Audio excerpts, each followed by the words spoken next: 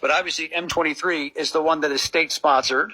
They also get some help from Uganda because, again, the Ugandan, the UPDF, the Uganda military, is also making huge money off the theft and the trafficking of gold, diamonds, coltan, the thing that makes your cell phone or the battery in your electric vehicle. Ekimu ku byatwala Generali Yoweri Kaguta Tibahaburwa okwegatta ku mukago ogwa BRIC bwali buyambi obwali bumujiddwako gavumenti ey'eggwanga eri Amerika kugatta ne gavumenti eya UK nga bayita mu palamenti yaabwe. Ng'era ebimu ku bintu ebyamuleetera okulabika nti agibwako obuyambi buno kwali kulinnyirira ddembe ly'abuntu na kwenyigira mu bikolwa ebirimu obulyake n'okkenenula abantu baakiikirira oba baafuga abali mu ggwanga lino erya Uganda. Generali Tibahaburwa ng'atayagala kugambwako, atayagala muntu yenna kumuwabula ng'erinnya lye bwe litambula, bwe yalabanga Omumerika kw'ogatta ne UK bayitiridde okulabika nti balondoola embeera yonna eri mu ggwanga lino, yamanya nti engeri yokka ey'okulabika nti abeekutulako yalina kubeera nga yeegatta ku kirimaanyi nga ye yali Omurussia.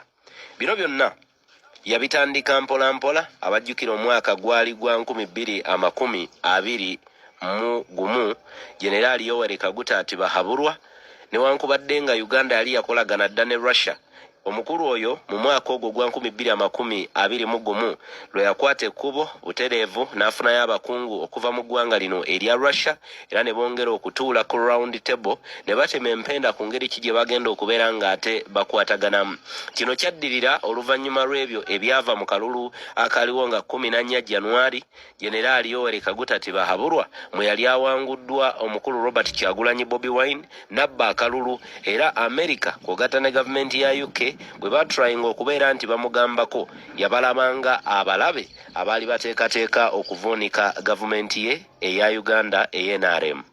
Bino byonna lwaki njagadde okubikulambululira era obitegeere bulungi. Amerika bw'etandika okulabika nti etema obuyambi ku Generali Tibahaburwa ng'akabonero akalaga nti nno tebawagira bikolobero bye na ffujjo lye yali akola, kubanga yavaayo ne yeewaana ku bamu ku bantu abattibwa during the campaign trail ey'omwaka 2020 nga muno mwe muli abaafa nga 18 ne 19 Novemba w'omwaka ogwo 2020 mwe yaviirayo ne yeewaana nga bwe yayungula abawanvu n'abampi bannamagye abalwanyi b'entalo n'abayiwa ku nguudo mu kibuga Kampala olwo ne bakola omulimu gwabwe ogwali ogw'okutta abantu. Ku lunaku 2 twafiirwa n'abantu abakunukira okuyingira ebibiri. Mukyatenda ebyali eruwuuka naye mu Kampala kyali kitokota. Mu nnaku 2 between 19th and 18th November 2020 abantu abaafiirwa obulamu bwabwe bannaalumanya ne basaalumanya bangi baalugulamu obulamu. Kakati nno ebyo byonna nga bikyali awo nga bitambula, Generali yalina okunoonya engeri gy'afunamu abantu abagenda okumuwanga obuyambi. Amerika bwe yali emutemyeko ne UK bwe yali emutemyeko, naye nga tannaba kubeera ng'alangirira officially nti ayingidde omukago guno ogwa Russia mu butongole, yalina okunoonya engeri gy'afunamu obuyambi buno okuva ku ggwanga lino okudda mu bigere bw'obuyambi bwe yali afuna okuva mu gavumenti ey'e UK ne gavumenti eya Amerika. Ono bwaddukira mu Russia gye yatuma mutabani we mu budde obwo mwaka gwali gwa 2021 gwe tuli mu kwogerako.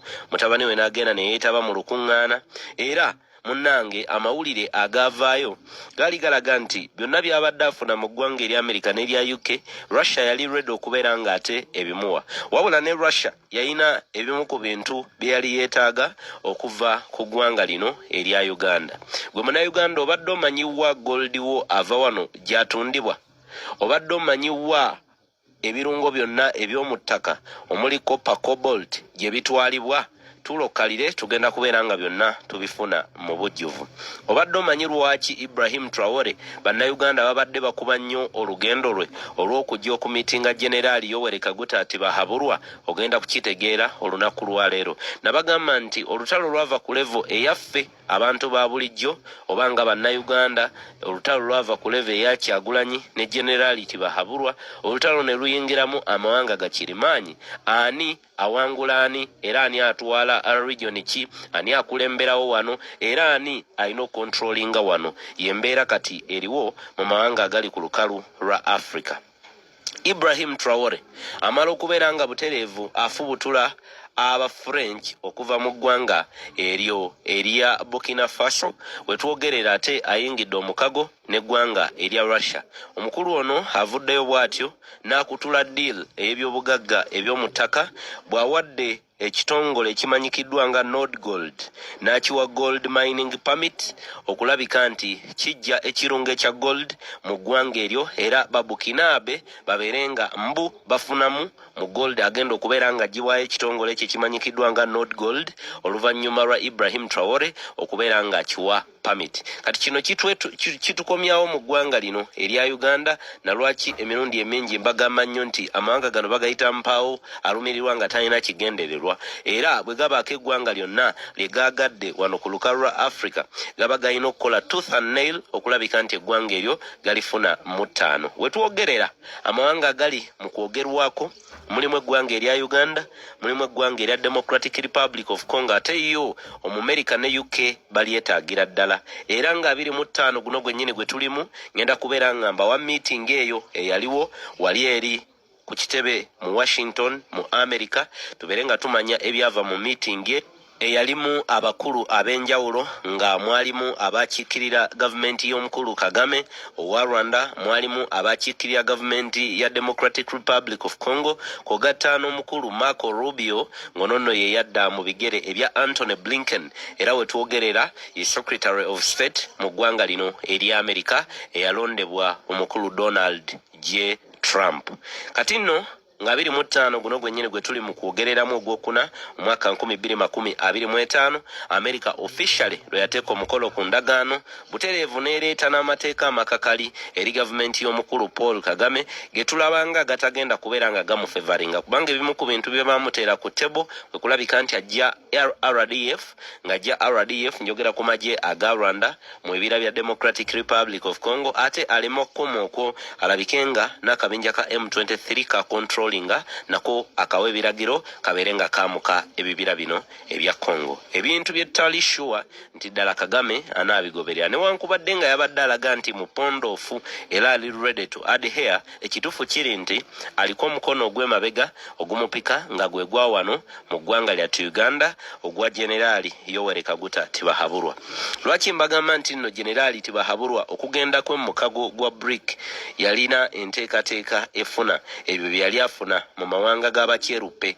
Ebimu ku bintu Russia bye yamuteerawo yamugamba nti be balina okubeera nga bamuwa military aid, be balina okubeera nga ennyonyi n'ebintu ebirala byonna equipment, military equipment birina kubeera nga bigulwa ku mu Russia, implying that Uganda wakati mu kubeera nga yegatta ku mukago guno ogwa Russia era ekolera Russia akatale aka military equipment kubanga bwe kiba nti buli nnyonyi yonna omukago gw'oyingidde olina kubeera nga ate ogigula ku mu Russia nga bwe gaba mamundu olina gagula ku mu Russia bwe biba birungo byonna bye weetaaga nga bikwatagana n'ebyokwerinda olina bifuna ku mu Russia kakubeere kutendeka majeego mu Russia yabayina okugatendeka kiba kikulaga ki nti indirectly amawanga gano oba eggwanga lino erya Russia li trying okulabika nti li taking over eggwanga lino erya Uganda. Leero we bukeredde Russia evuddeyo newa miliyoni $3 eri Generali Yoweri Kaguta Tibahaburwa okukola ku kye tuyita military mapping gear. Okugula military mapping gear Russia ewaddeyo $3 million eri Generali Yoweri Kaguta Tibahaburwa. Kati nchiwa mugenda mutegeera lwaki omukulu ono yayingira omukago gwa BRIC eri America emwegobako eri UK emwegobako nga bwe bamukunya kulinyirira kw'eddembe ly'obuntu ate ye omurussia amugamba bugambi come to that.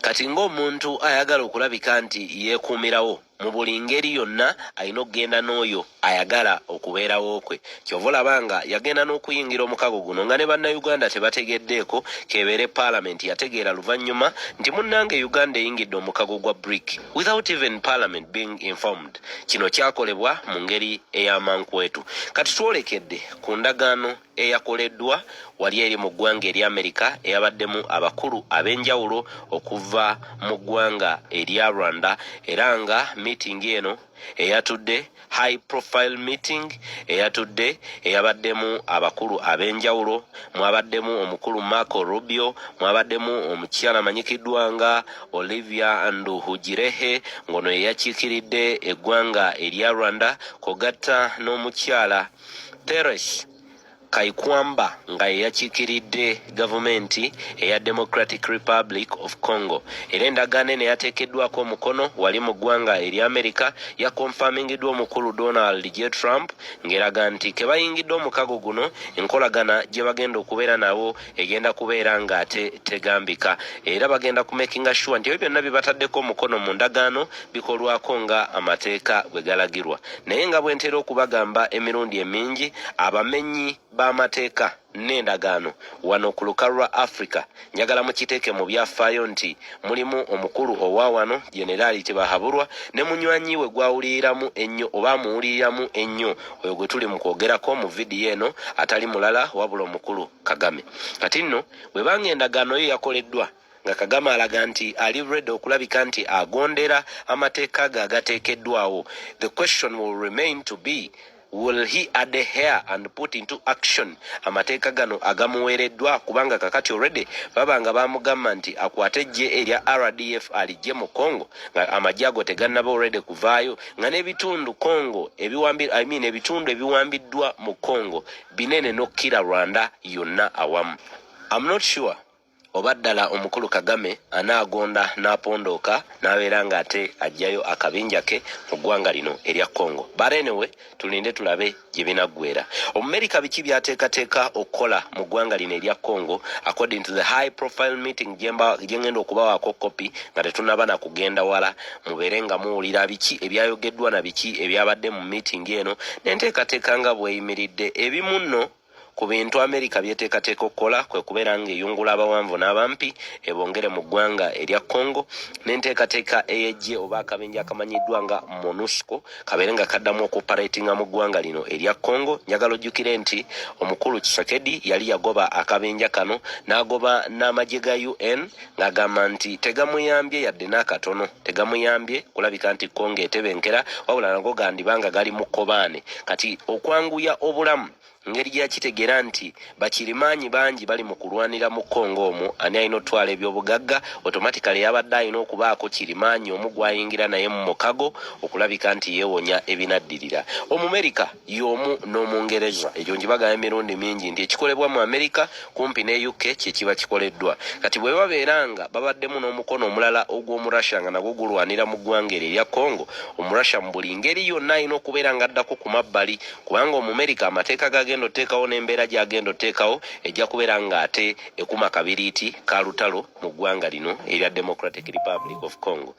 Question endala nga tetunnaba kugenda mu vidiyo yalibadde nti embeera mu Congo oluvannyuma lwa Amerika okubiyingiramu enaatereera ddala Amerika enaayamba okukakkanya ku muliro n'obunkenke obuli mu ggwanga lino erya Congo n'okutoola ku nnamba y'abantu abafa. Ekyo njagala tubeere nga tumiitinga mu comment section, tubeere nga ate tukifuna buli omu awe opinion ye mu ngeri emu oba endala. Question endala yalibadde nti ddala Kagame anaagonda n'agoberera amateeka oba naye anaafaananako mukwano gwe era nfanfeewe kw'ogatta n'okubeera mmenta we Jenerali Yoweri Kaguta Tibahaburwa owa Uganda, kubanga ekibuli n'emputtu Kagame gy'ayina wakati mu kubeera nti bamukangakanga n'okumuggyako n'obuyambi ne babumuggyako n'akulaga nti akyayimiridde era alaga eriyanyi anaagonda ku mulundi guno ke yayingidde endagaano n'eggwanga lino erya Amerika ate nga ne mu meeting eno yaganye okubeerayo ng'omuntu n'atuma butumi mubaka. Meeting eno gw'ogamba nti Kagame okugidojinga tekaabadde kabadi alabike ng'akola by'akola eri mu background ng'eno ebirimu legitimacy bwe bikolebwa mu ngeri emu oba endala. Ebyo nno byonna byenkuwadde tujja kubeera ng'ate tumiitinga mu comment katumala okufuna ebyavudde mu meeting eyo eyabadde mu ggwanga eri Amerika ate ndyoke nkomewo tulabe ebirala. Thank you. Mr. Secretary of State, Honorable Senator Marco Rubio, His Excellency Mr. Olivier Nduhungirehe, Minister of Foreign Affairs of the Republic of Rwanda, Excellencies, distinguished guests, ladies and gentlemen, today marks not an end but a beginning, a necessary step towards peace taken with resolve and purpose. This moment carries particular weight for the Democratic Republic of the Congo. In Goma, in Bukavu, and beyond, the reality of displacement, insecurity and hardship continues. For us, the urgency of this initiative is not theoretical, it is human. We signed this declaration of principles not as a symbolic gesture, but as a political commitment, a reaffirmation of principles enshrined in international law, and most recently echoed in the UN Security Council Resolution 2773, a resolution calling for the immediate, unconditional, and verifiable withdrawal of all foreign troops from sovereign territory of the DRC. We are clear in the Great Lakes region, peace must come first, followed by the rebuilding of trust, and then, only when conditions are right, the careful reopening of a path to meaningful bilateral cooperation. Too many past efforts have failed because sequencing was ignored and accountability postponed. Peace and development cannot rely only on good intentions. They must be built on responsibility, clear commitments, measurable timelines, and consequences for non-compliance. This is the only way to restore credibility, not just among states, but with the people who are waiting for peace to become real. The signature of today's Declaration of Principles heralds renewed hope. It reflects the U.S. resolve to complement and support regional and international efforts. This initiative brings accountability and draws the hard lessons from past efforts that have failed to materialize. So the good news is there is hope for peace. The real news, peace must be earned, and it will require seriousness, transparency, and sincerity. We welcome the leadership of the United States of America, a country that has shown steadfast support, consistent principles, and resolve in multilateral forums, especially within the United Nations Security Council. Mr. Secretary, Senator Rubio, I would like to express our deep gratitude. Dr. Boulos, also, your extensive consultations across the region have brought nuance, depth, and humanity to this process. And your presence today underscores that diplomacy must listen, understand the lived experiences of those most affected, and seek durable solutions. The Democratic Republic of the Congo recognizes and values this engagement of the United States. We are also encouraged by US-backed initiatives that promote secure mineral value chains and inclusive economic growth. These efforts reaffirm that peace and prosperity are inseparable. Each step towards stability is a step towards dignity, jobs, and schools. This is the promise of responsible investment and a principled partnership with the DRC, a country not only emerging from conflict, but also at the core of finding solutions to global challenges. To our countrymen and women in the Democratic Republic of the Congo, especially in the East, we know you are watching this moment with concern, with hope, and yes, with doubt. And you are right to do so. You have every reason to expect more than promises. You are entitled to actions that measure up to the suffering you have endured. We draw strength from your resilience, from your commitment to justice, and from our shared, unwavering belief that our sovereignty and our territory are not negotiable. We are a nation that honors its responsibilities, and we understand that history, geography, and yes, maybe even fate has given us the neighbors we have. The borders we inherited, as confirmed by the African Union, are permanent and will never change. But beyond these lines lie histories, families, and communities that bind us together. This shared heritage calls for maturity, restraint, and the wisdom to recognize that peace is not weakness, it is strength. Once again, we stand at crossroads, with peace within reach, and we, the Democratic Republic of the Congo, are determined to move forward, building on the lessons from the past. We stand as a nation dedicated to achieving lasting peace. We welcome the support of a strong partner by our side. And I voice the solemn hope that all parties will seize this opportunity, just as we, the DRC, have chosen to. Thank you. Thank you, Madam Minister. Bibyo nno ebyabadde mu meeting mu ggwanga erya America. Let me hope nti meeting eyo teyafudde togge abakongo banaagiganyulwamu. Naye nabagamba nti kati Omumerika wakufiirawo okufaana obutanyagwa ke baamuwadde eddiiru y'ebyobugagga bye mu ttaka agenda kufaafaagana na buli kiramu. Wano e Uganda ye waakufiirawo era waakulemerako. Temulaba nti waliwo ebbaluwa eyafuluma eyatabula mutabani wa Jeneraali Yoweri Kaguta Tibahaburwa gye buvuddeko ng'ebbaluwa eyevudde mu ggwanga eri Amerika nga bamugamba nga 2026 bw'atalina kudda. Ebbaluwa eyo n'emutabula n'agenda ku mikutu emigatta abantu n'alumba William Pope bubi nnyo n'atabuuka ne yeecwacwana n'aluma ogw'engulu era nkuwadde ennaku 2 oyabulire Uganda era bw'otavaayo kukola kwetonda eri kitange biki n'ebirala byayogera mwabiwulira bulungi nnyo. Kati nno ku mulundi guno Amerika egenda kujja nankuba mpya. Gwe nga revolutionary olina kulindirira ki? Yongera kuteekawo mbeera na kulaga butambi bifaananyi n'ebintu ebirala ebigwa mu layini eyo n'okulabika nti twongera okutwala ebibaluwa ku bitebe ebyenjawulo eri abali e Bulaaya. Mulimu ogwo mugukoledde ddala, mulimu gubadde gwa ttendo nnyo, tetulina na kye tubabanja. Ffe twalibadde tunoonya kye tubawa abali e Bulaaya, mugukoledde ddala omulimu ogendanga ku bitebe ebyenjawulo kubanga n'ebimu ku bibala bye tuli mu kulaba olwaleero mu ggwanga lyattu Uganda biviira ddala eyo ku ground gye muli mu mawanga g'abakyeruppe abali e Canada, abali e UK, abali mu Amerika, abali mu Geneva, Switzerland n'amawanga amalala mangi nnyo. Nkwegamba omulimu mugukoledde ddala tetulina kye tubabanja. Abali mu Holland, yonna gye muli, you've done it all, you've played your role era tetubabanja. Mutuyambe buyambi mwongereyo omulimu ogwo ogukola. Kati njagala kubeera nga ate butereevu mbatwala mu katambi ka muganda affe Shama tulabe embeera nga ye bw'agyogeddeko naye nga tetunnafuna katambi ka Shama. Njagala ojjukire nti programu eno wagiddwa Sheikh Ashraf omulombi w'edduwa.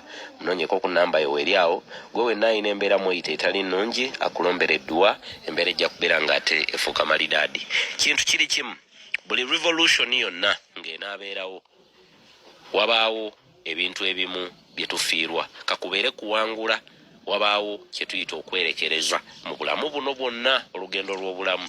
Enkyukakyuka tegenda kujja mu lunaku lumu naye wakati mu revolution okujja mubaamu abafa, mubaamu abalemala, mubaamu abafiirwa ebyabwe, mubaamu abantu abawaŋŋanguka, mubaamu abafundikirira mu makomera, mubaamu abawambibwa. Ebyo byonna tubirabyeko mu revolution eno already kubanga abafudde bangi, abattiddwa, abawambiddwa bangi, abali mu makomera bangi. Kwegamba kabonero akakulaga nti revolution kituufu emuvinga. Tewali kirungi kijja nga kijja kaweweevu era ekirungi ekijja amangu emirundi emingi era kitera genda mangu. Kati nno olutabaalo luno lwe tulimu tewaba kulimba n'oggwamu amaanyi nti ebintu tebitambula nga bwe twabibala. Bitambulira ddala malidaadi. Ne bwe mulaba Jeneraali ali mu kukuta okulabika nti afuna obuyambi wano na wali, ne bwolaba yeegayirira Omurusha amuweeyo ku mmundu, amuweeyo ku bimotoka bino ebikkakkanya obujagalalo n'ebirala. Ebyo byonna gwe Munnayuganda ali atuwulira kabeera akabonero akakulaga nti we tukutte wewe wennyini we tulina okukwata. Amawulire genja okuwa gali nti kitambulira ddala nga bwe twakibala. Tewaba kulimba, linda 2026 protest vote mulamwa mukulu nnyo tubeere nga ate tutambulira ku ogwo tulabike nga akalulu kano ke tugendamu tukayite ak'okwenunula n'okwerwanako. Kyoba omanya mitawana myerere internationally ate ng'omuntu yenna onaamuwangula olina kumutandikira ku mirandira gye. Mbalayirire emirandira gya Jeneraali Tibahaburwa gy'olredde twolekedde enkomerero y'ogikutulakutula. Kati otubanga already twolekedde enkomerero y'ogikutulakutula then kiba kibulayo. Ffe bannayuganda kuyimukiramu kulaga nti nno ekimala kimala. Olaba abaali